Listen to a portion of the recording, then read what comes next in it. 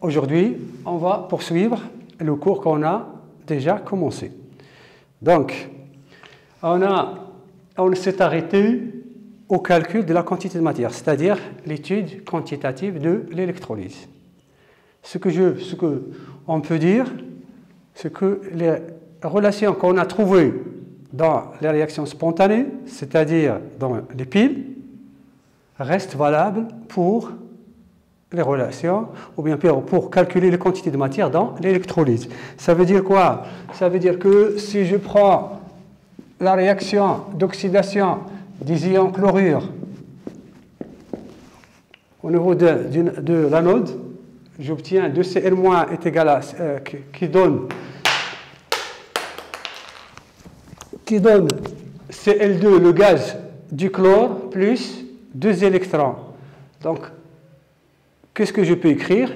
Tout ce que je peux écrire est que, en dressant le tableau, ce n'est pas la peine de le refaire, je peux écrire que X est égal à quoi? Est égal au nombre d'électrons sur 2 est égal au nombre de chlorure, du gaz dichlore.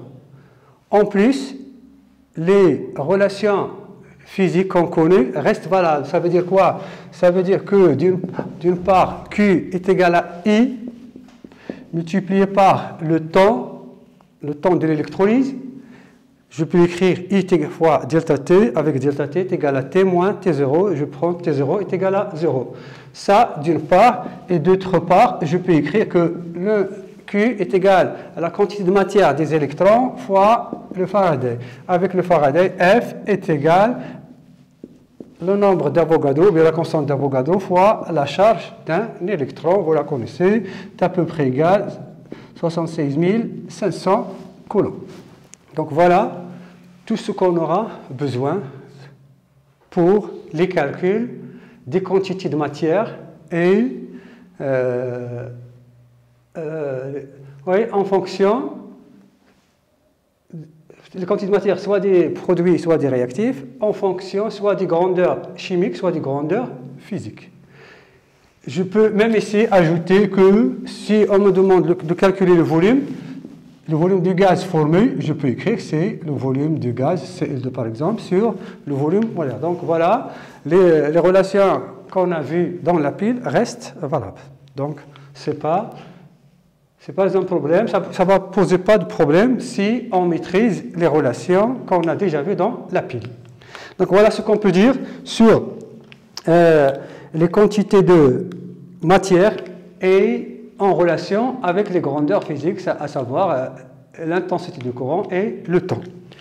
Je vais passer maintenant à grand 4, les applications de l'électrolyse. Elles sont très importantes. Les applications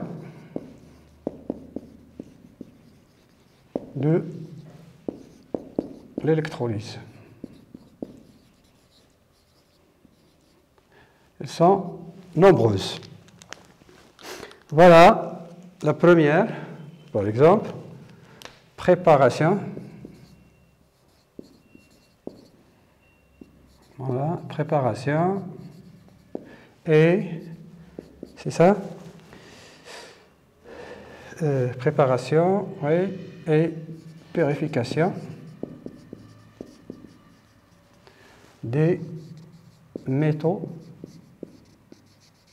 et des non-métaux.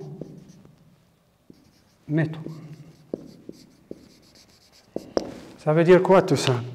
Ça veut dire que dans l'industrie, même si l'électrolyse coûte cher, on l'utilise pour préparer des métaux. Qu'est-ce que ça veut dire préparer des métaux? C'est simple. Dans la nature, les métaux, souvent, la majorité des métaux, lorsqu'on les trouve dans la nature, on va les trouver sous forme de minerais, ma'adin. Donc, pour pouvoir obtenir un métal pur, donc il faut traiter le minerai. Ça veut dire quoi? Ça veut dire que dans les minerais, on trouve souvent les métaux sous forme ionique. Par exemple, si je parle du bauxite, il est formé des ions aluminium. Donc pour convertir les ions aluminium, nous devons les réduire. Donc qu'est-ce qu'on fait?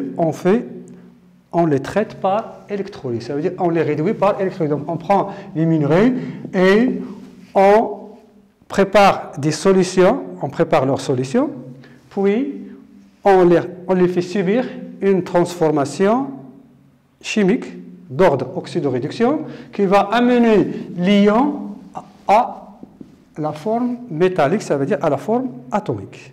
Donc c'est simple, je peux convertir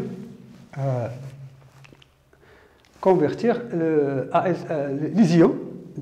Ce n'est pas seulement le Al, ça peut être le fer, pourquoi pas, le Fe2+, par exemple, plus 2 électrons, ça donne Fe. Donc ce sont des réductions des ions métalliques en atomes ou bien en métal. Ça, c'est la préparation ce qu'on appelle la préparation des métaux. Comme on peut, dans certains cas, comme par exemple, si je prends l'or, ou bien même parfois le cuivre, on le trouve sous la forme métallique, mais avec des impuretés. Donc, qu'est-ce qu'on fait? On traite les minerais de ce genre-là, toujours avec l'électrolyse, mais cette fois-ci, l'électrolyse porte un nom bien spécial. On l'appelle l'électrolyse, ou bien, c'est ça, l'électrolyse à anode soluble. Qu'est-ce qu'on fait? Quelle est la procédure? Comment on réalise ce type d'électrolyse? C'est simple, on prend la matière qui contient le métal impur et je la considère comme étant, je la prends comme étant anode. D'accord?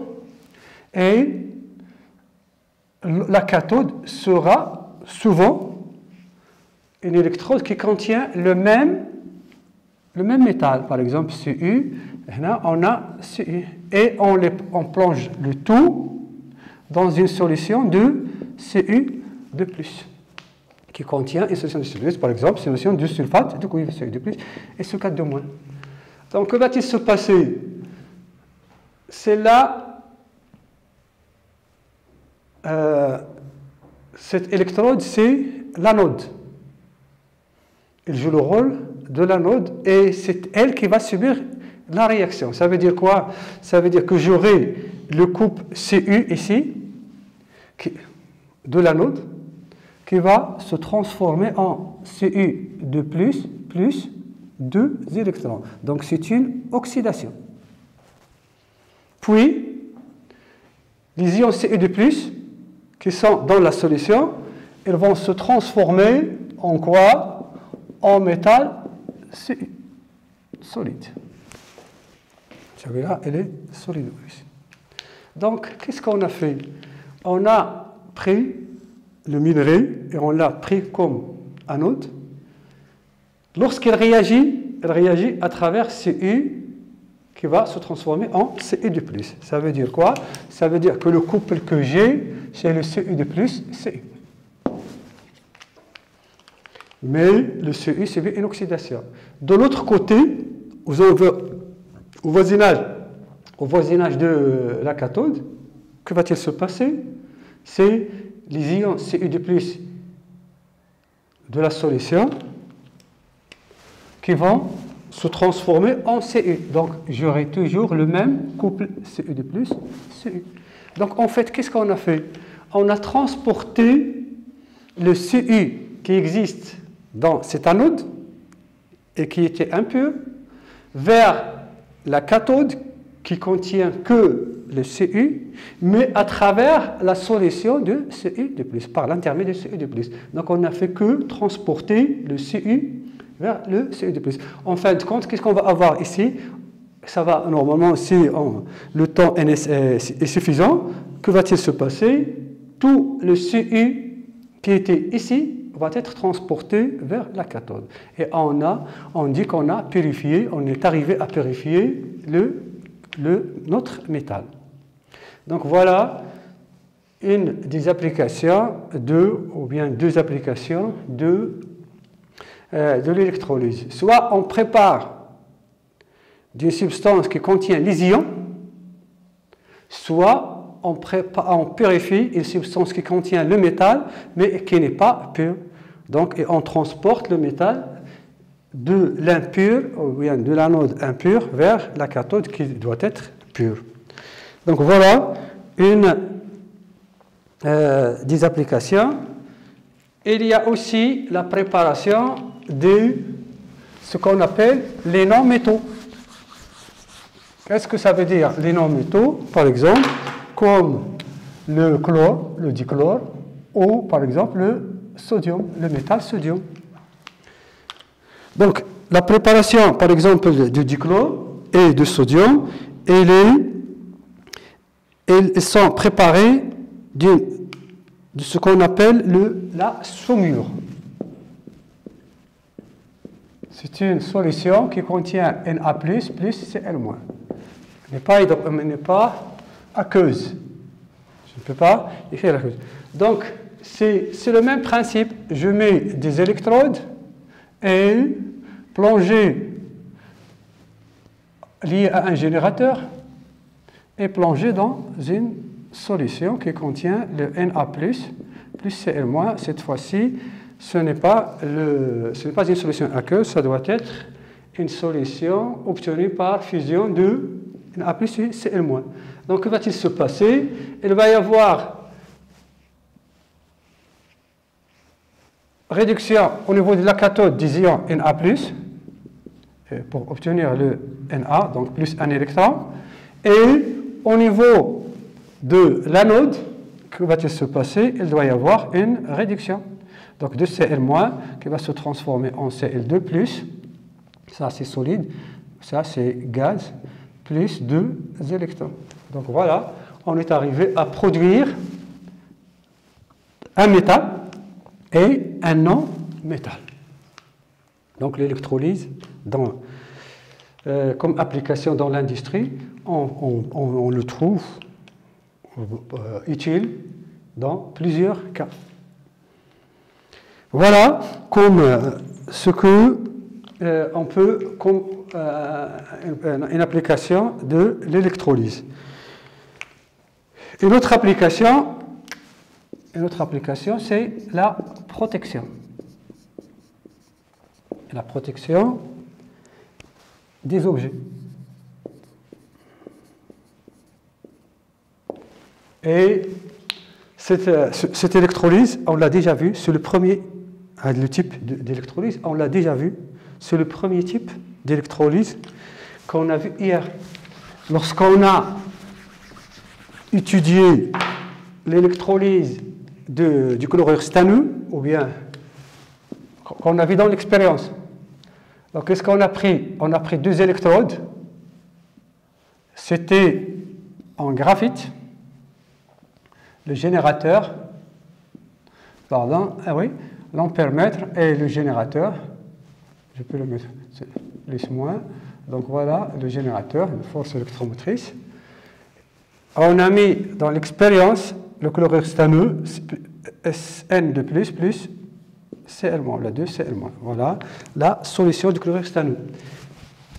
Et qu'est-ce qu'on a constaté? On a constaté que le Sn de plus va réagir, c'est-à-dire va se réduire au niveau de la cathode, et le Cl- va s'oxyder au niveau de l'anode. Et qu'est-ce qu'on aura comme réaction? Au niveau de l'anode, on a eu la réaction d'oxydation de Cl- qui se transforme en Cl2 plus 2 électrons. Et à la cathode, C'est ça, la cathode qui nous intéresse maintenant. À la cathode que s'était passé, le SND+, plus 2 électrons, ça donne SN. Donc, il s'est déposé le SN sur la cathode, sur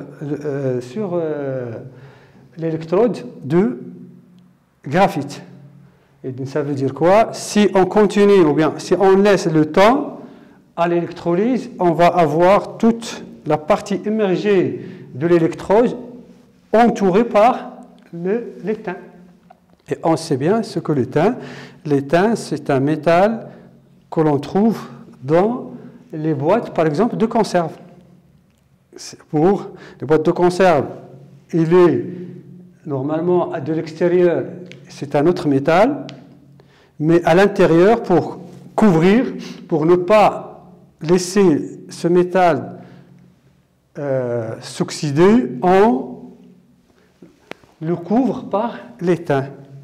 Et donc, cette couverture par l'étain se fait par électrolyse. Donc voilà une des applications de l'électrolyse. Et on peut trouver d'autres applications de l'électrolyse. Bon, on va passer maintenant à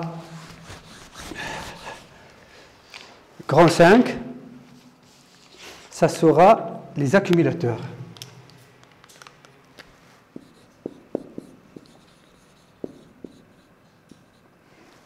Les accumulateurs, c'est ça?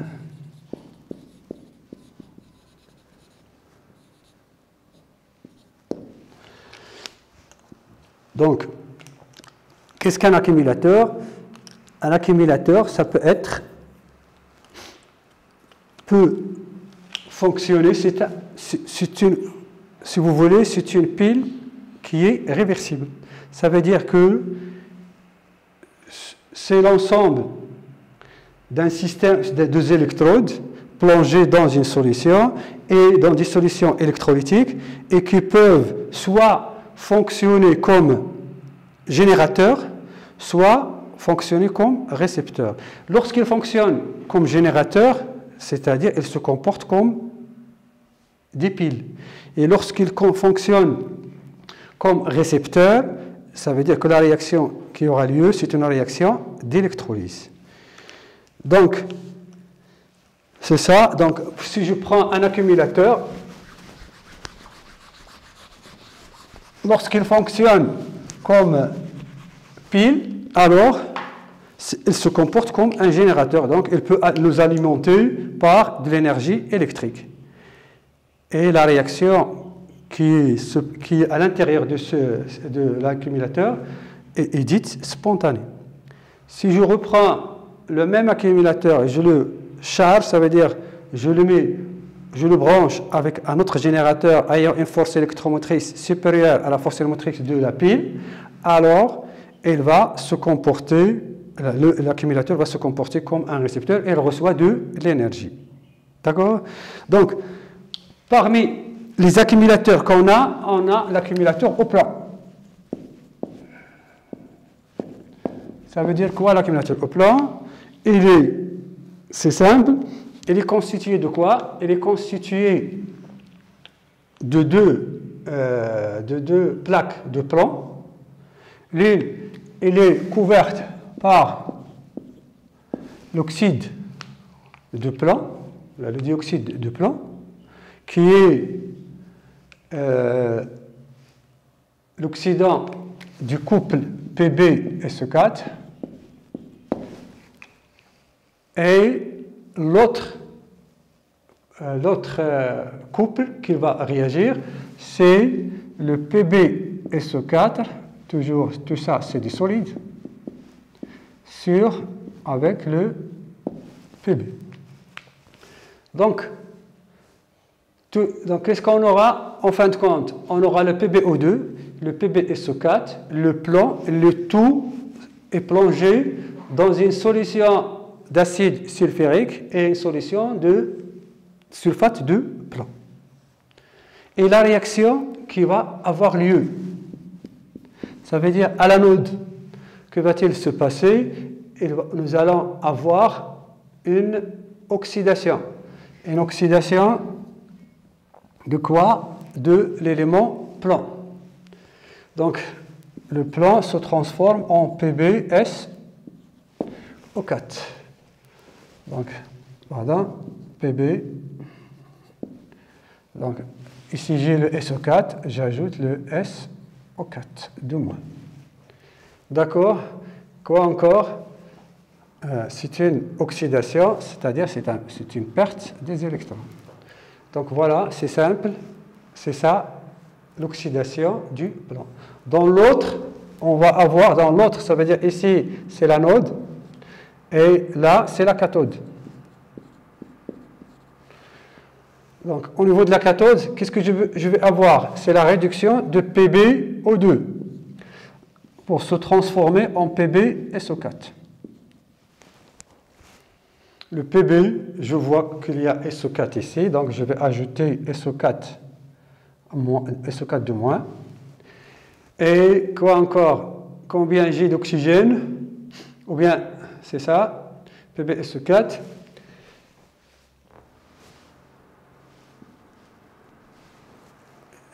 Ça réagit en milieu acide, donc j'ajoute le 4H+, et de l'autre côté, je dois ajouter l'eau. Donc combien d'eau? Le SO4, voilà, j'ajoute ici 2H2O. 2H2O et l'oxygène, qu'est-ce qu'on a? 2 plus 4, c'est 6. Donc 2 plus 4, c'est 6. Donc est équilibré. L'hydrogène, 4H+, et 4 hydrogènes, le PB, donc le SS, donc c'est bien équilibré. Ça reste les charges. De ce côté, il n'y a pas de charge. De l'autre côté, il y a... Donc, pardon, je vais écrire ici. Je vais écrire PbSO4. PbSO4. Donc, plus 2H2O. Voilà. Et ça reste le nombre d'électrons. Ça sera 2 électrons. Voilà pour la réaction, les demi-réactions. Ça, c'est une oxydation à l'anode. L'autre, c'est une réduction à la cathode. Et ce n'est pas la peine. Je peux faire la somme. La réaction qui a lieu, la réaction spontanée. Ça veut dire celle-ci, lorsque l'accumulateur se comporte comme une pile. Ça veut dire que c'est lui qui dégage de l'énergie. C'est l'énergie électrique. Donc Pb plus SO4 de moins plus 4H plus PbO2, c'est ça, plus SO4 de moins, donc 2 SO4 de moins, ça donne quoi? C'est ça? Ça donne 2 PbSO4 plus 2H2O. Donc voilà, on a deux plans, donc tout est équilibré. Voilà pour la réaction qui aura lieu dans l'accumulateur lorsqu'il fonctionne en pile. S'il fonctionne en électrolyse, ça veut dire qu'il se charge, c'est nous qui lui impose un courant, c'est nous qui lui donne de l'énergie, c'est la réaction inverse. Ça veut dire qu'on reproduit l'énergie, on reproduit, pardon, les anciens réactifs. Les produits de l'électrolyse, ce sont les réactifs de la pile. Donc pourquoi? Parce que c'est la réaction inverse. On dit que le fonctionnement de la pile ou bien de l'accumulateur c'est un instrument, c'est un appareil qui est réversible. Il peut fonctionner comme pile dans ce sens et comme électrolyseur dans l'autre sens. Donc voilà ce que je peux dire sur les accumulateurs. Et on peut aussi parler de les réactions spontanées et les réactions forcées dans le monde biologique, et il s'agit de la respiration. Donc vous allez le trouver dans le cours. Lorsqu'on respire, on consomme de l'énergie sous forme de sucre. Donc on introduit l'oxygène plus le sucre pour donner le gaz carbonique qu'on dégage plus l'eau. Donc cette réaction, vous la connaissez, je pense, vous l'avez déjà vue plus O2, ça donne CO2 plus H2O. Donc voilà, cette réaction, c'est 6O2 ici, et 6 ici, c'est ça, 6H2O. Donc, cette réaction, ça correspond c'est la réaction qui décrit le phénomène de respiration. Et la réaction inverse, dans le sens inverse, c'est la réaction de ce qu'on appelle la photosynthèse. Ça veut dire la formation de la matière organique dans les végétaux, dans les plantes. Lorsqu'ils utilisent un agent externe, c'est la lumière. Donc la lumière joue le rôle de générateur dans l'électrolyseur, dans l'électrolyse physique. Et cette réaction, c'est l'opposé de la respiration, c'est-à-dire la consommation du sucre, la consommation du sucre, et cette consommation nous donne de l'énergie. Dans les plantes, bien sûr, les plantes, elles connaissent la respiration, mais en même temps, elles produisent leurs substances organiques grâce à cette réaction qui est la réaction inverse. Et cette réaction, elle est catalysée ou la photocatalysée, ça veut dire qu'elle est favorisée par l'apport énergétique qui est la lumière. Et je m'arrête ici et merci.